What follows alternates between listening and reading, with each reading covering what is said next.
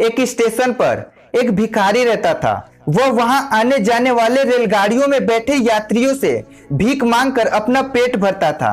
एक दिन जब वह भीख मांग रहा था तो सूट वूट पहने एक लंबा सा व्यक्ति उसे दिखा। उसने सोचा यह व्यक्ति दिखने में बहुत अमीर लगता है, इससे भीख मांगूंगा तो ये मुझे जरूर अच्छे पैसे देगा।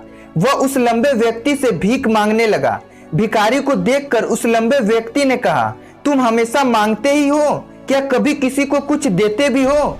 भिखारी बोला, साहब मैं तो भिखारी हूँ, मेरी इतनी कहाँ औकात कि मैं किसी को कुछ दे सकूं। फिर लंबा व्यक्ति बोलता है, जब किसी को कुछ दे नहीं सकते तो तुम्हें मांगने का भी कोई हक नहीं है। मैं एक व्यापारी हूँ और लेन देन में ही विश्वास करता हूँ। अगर तुम्हारे पास कुछ देने को हो तभी मैं तुम्हें बदले में कुछ दे सकता हूँ। तभी वह स्टेशन आ गया जहाँ पर उस व्यक्ति को उतरना था। वह ट्रेन से उतरा और चला गया। इधर भिखारी भी उसकी कही गई बात के बारे में सोचने लगा। उस लंबे व्यक्ति के द्वारा कही गई बात उसके दिल पर लगती है। वह सोचने लगा कि शायद मुझे भीख में अधिक पैसे इसलिए नहीं मिलता क्योंकि मैं उसके बदले में किसी को कुछ देता ही नहीं हूँ। लेकिन मैं तो भिखारी हूँ, किसी को कुछ देने लायक भी तो नहीं हूँ।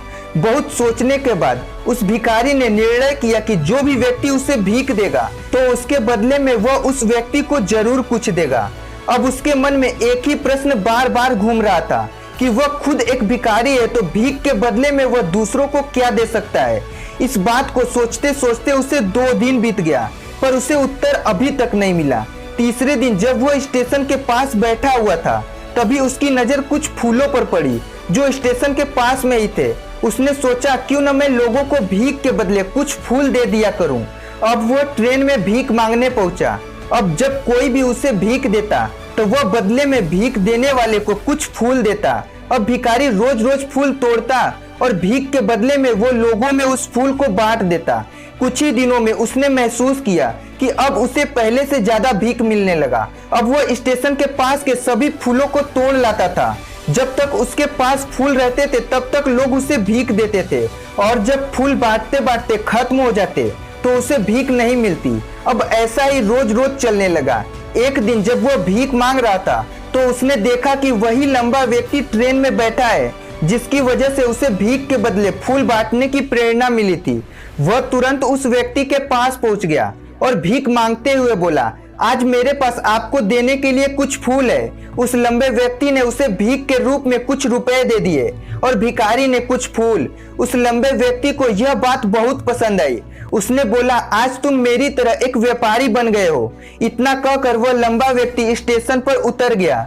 लेकिन उस लंबे व्यक्ति द्वारा कही गई बात एक बार फिर से उस भिखारी के दिल में उतर गई। वह बार बार उसके द्वारा कही गई बात को सोचने लगा और बहुत खुश होने लगा कि उसके हाथ सफलता की वह चाबी लग गई है जिसके द्वारा वह अपने जीवन को बदल सकता है। वह तुरंत ट्रेन से नीचे उतरा और एक्साइटेड होकर बहुत तेज आवाज में ऊपर आसमान की तरफ देखकर बोला, मैं भिखारी नहीं हूँ, मैं एक व्यापारी हूँ। मैं भी उस लंबे व्यक्ति जैसा बन सकता हूँ, मैं भी अमीर बन सकता हूँ। लोगों ने उसे देखा तो सोचा कि यह भिखारी पागल हो गया है और अगले दिन से वह भिखारी उस स्टेशन पर कभी नहीं दिखा। लेकिन 6 महीने बाद इसी स्टेशन पर 2 व्यक्ति सूट वूट पहने हुए यात्रा कर रहे थे। दोनों ने एक दूसरे को देखा तो उसमें से एक ने दूसरे से हाथ मिलाया और कहा, क्या आपने मुझे पहचाना?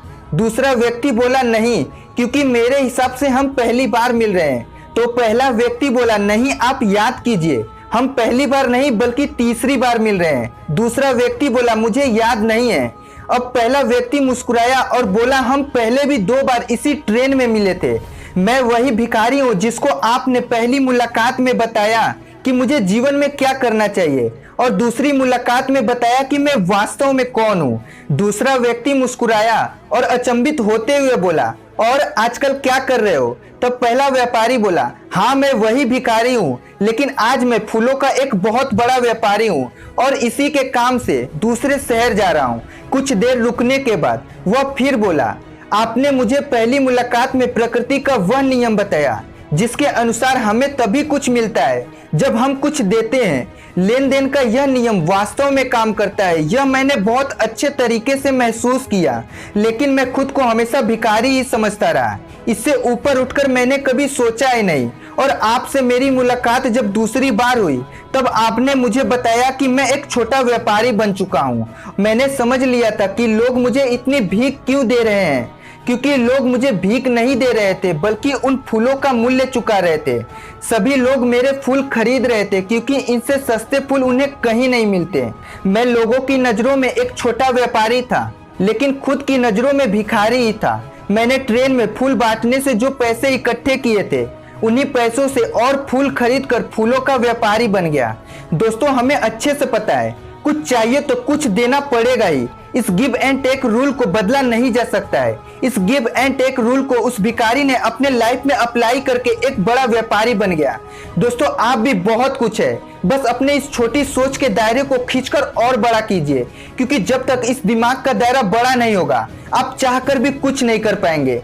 इसलिए इस सोच के दायरे को बड़ा कीजिए, क्योंकि जब ये दायरा बड़ा होगा तब इफर्ट्स भी बड़ा होगा, और जब इफर्ट्स बड़ा होगा तो फेलियर भी बड़ा होगा, और जब फेलियर बड़ा होगा तो सक्सेस ऑटोमेटिकली बड़ा होगा। दोस्तों, ये वीडियो अच्छी लगी हो तो वीडियो को लाइक करना और चैनल को सब्सक्राइब करना। मैं मिलूंगा आपसे एक नई वीडियो के साथ, तब तक के लिए जय हिंद, जय भारत।